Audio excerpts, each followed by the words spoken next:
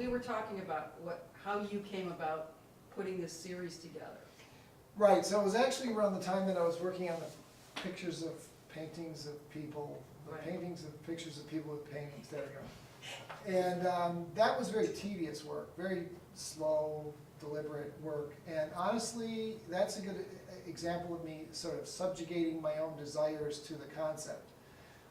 It was, you get satisfaction out of it, but it's difficult work. And I really like to just paint and have a good time when I paint. So sort of to give myself a vacation from that series, I wanted to do something else, and I didn't really have an idea, so I was like scrounging around here, probably, you know, borrowing a gum eraser from Richard or something, and I found these little 3x5 cards with all these little phrases on it, and they seemed to be cards that were about a lecture of some sort, little notes to remind Richard what to say, and I looked at them and I thought, they would work like titles, like The Body is Public, like The Lives of Animals. And some of these may have been quotes. I mean, they really, some of them sound like they could have been quotes from, you know, famous people, and others just were like non sequiturs.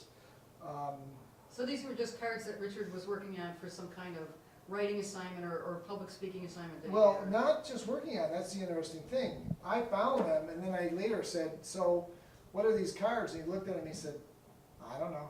I made them for something. I have no idea what they mean. So they had things like unmediated expression is a philosophical impossibility, and no original self back in there. Unconscious has its language. And I thought, this is what I would do. And it's like you're saying, it's kind of like an assignment for myself.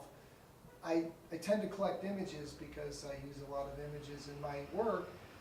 And so I thought, well, what I would do would be start out with the titles and then work backward to the paintings. And I would find images that somehow evoked the right spirit in my head and somehow made some kind of sense in my head, knowing that people that would see them would create their own meaning, and everyone would have a different way of responding to it. But for myself, there was always some kind of, no matter how obscure, some kind of logic to the pieces. So, for instance, unmediated expression is a philosophical impossibility. That's one of the little phrases. And this is one that really didn't take, many times I would piece together images. But in this case, I really didn't have to piece together an image. I just found that image and took it out of context, like created the background. So the background gave me an opportunity to just paint and play around with paint. But the figures were in a moment of expression, you know, and it's ambiguous what's going on. It's maybe somebody's birthday, or it's a retirement party, it's an office situation. These are often vintage images, so they're older. And you know, back when people typically wore suits for important occasions, and even not so important occasions. And they were you know, reacting to one another. And I just thought of the idea of here was this form of expression in the form of laughter and applause, but it's you know, there was always some kind of mediation going on. There is always some kind of mediation going on between people. There, you know, sometimes you know, you see people sort of over laughing or over clapping. You know, I always used to look at the Dean Martin roasts, and people would make jokes about somebody, and they were mediocre jokes, and the people would be falling over laughing. And I thought that's a good example of mediated expression, you know. But it's all around us, and so that's kind of what that evoked for me. But you know, by me telling you that, kind of demystifies it in a way. I like the fact that most people would look at it and they would create their own explanation for that. And so a lot of these really are intended to have multiple potential answers. I also, I want you to talk about the lettering that's on here. Well, my original plan was these were going to be on raw wood. They were going to be you know, finished, polished looking wood, but it was not going to be painted. And I was going to have the phrases laser burnt in. But I had trouble finding somebody who could do laser burning.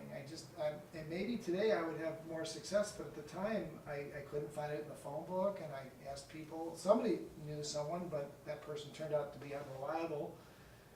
So I finally gave up, and then actually time passed. I mean, I would pull these out every now and then and work on them a little bit more. So they're actually done over a period of time. And then it was finally time to actually frame and present them. And I just made this decision to change direction and you pull a color out and use a color as the frame, and then have it hand lettered like you would letter, a sign. And so I happen to know somebody who had previously been a sign letterer, and we shared a studio. So I said, Richard, would you be willing to do these lettering? Because like, would I find that, lettering to be just incredibly tedious and difficult to do? And he just sits there and goes through it, does it, because he had that experience and he had that facility for doing it.